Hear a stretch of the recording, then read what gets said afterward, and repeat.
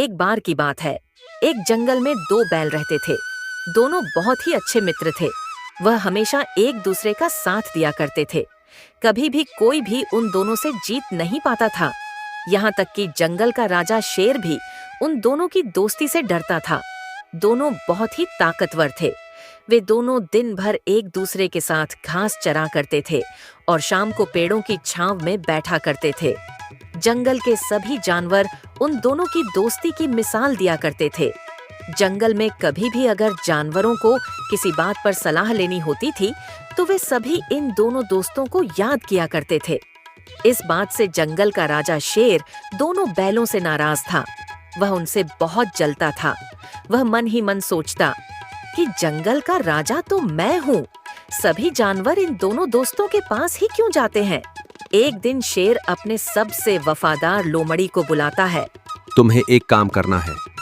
तुम जाओ और इन दोनों दोस्तों के बीच में फूट डालो, जिससे कि मैं इन्हें मार सकूं। महाराज, आप चिंता न करें, मैं उन दोनों को अलग कर दूंगी और फिर आप दोनों को एक एक करके मार के खा जाना। इतना कहकर लोमड़ी वहाँ से चली जाती है।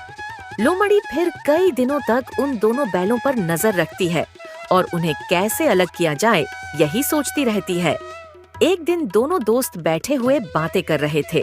वीरू यार, कई दिन बीत गए हैं, हम दोनों ने ताजी और अच्छी घास नहीं खाई है। मैंने अपने इसी जंगल में एक ऐसी जगह देखी है जहां पर हमारे लिए खूब अच्छी और सुंदर घास है। कहो तो आज वहीं चलकर अपना पेट भरा जाए। हाँ दोस्त, बहुत दिन बीत गए हैं ताजी और हरी हरी घास खाए हुए। मेरा भी मन कर रहा था आज अच्छी घास खाने का, तो चलो फिर आज चलते हैं। दोनों बैल फिर उस नई जगह के लिए रवाना हो जाते हैं।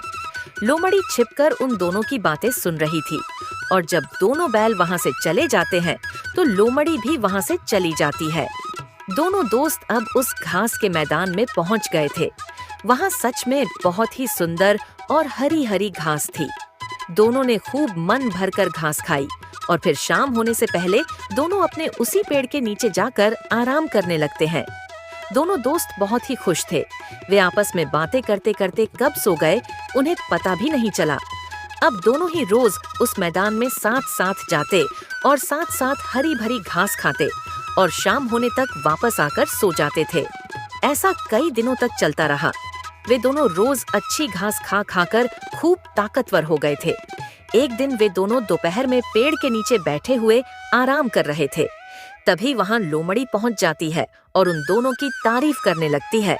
वाह, क्या बात है, आप दोनों तो कितने तंदुरुस्त और ताकतवर लग रहे हैं। हाँ, हम दोनों ही ताकतवर हैं, लेकिन मैं वीरू से बड़ा हूँ और उससे ज्यादा ताकतवर हूँ। हाँ भाई भूरा, तुम सच में मुझसे बड़े हो और मुझसे ज्यादा ताकतवर भी। लोमड़ी खड़े खड़े उन दोनों की बातों को ध्यान से सुन रही थी और फिर थोड़ी देर भूरा और वीरू से बात करती है।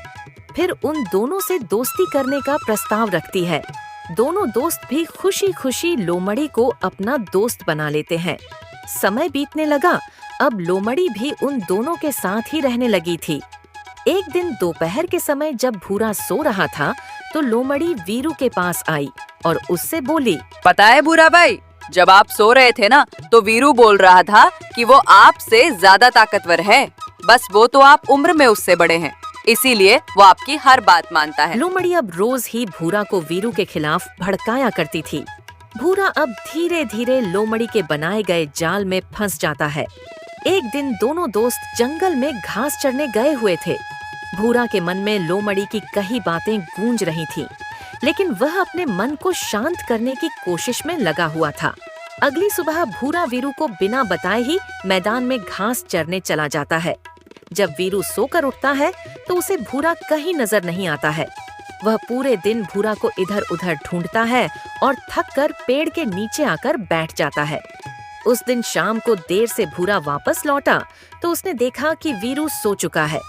भूरा भी बिना कुछ बोले सो जाता है। अगली सुबह फिर वीरू और भूरा में खूब लड़ाई होती है। फिर दोनों दोस्त एक दूसरे से अलग हो जाते हैं। अब दोनों एक दूसरे को देखना भी नहीं चाहते थे। इस बात को बीते हुए काफी दिन बीत जाते हैं। एक दिन भूरा जंगल के एक किनारे पर घास चरने के लिए अकेले गया हुआ था। तभी शेर की नजर उस पर पड़ती है। शेर फिर भूरा का पीछा करता है और समय का इंतजार करने लगता है। भूरा मजे से घास खा रहा था। वह मस्ती में लापरवाह की तरह घूम रहा था। तभी शेर ने उस पर हमला कर उसे मार डाला और इसी तरह से उसने वीरू के भी साथ किया और इस तरह से उसने दोनों दोस्तों को मारकर खा लिया। सीख, हमें कभी भी किसी के बहकावे में आकर अपने दोस्तों और परिवार का साथ नहीं छोड़ना चाहिए।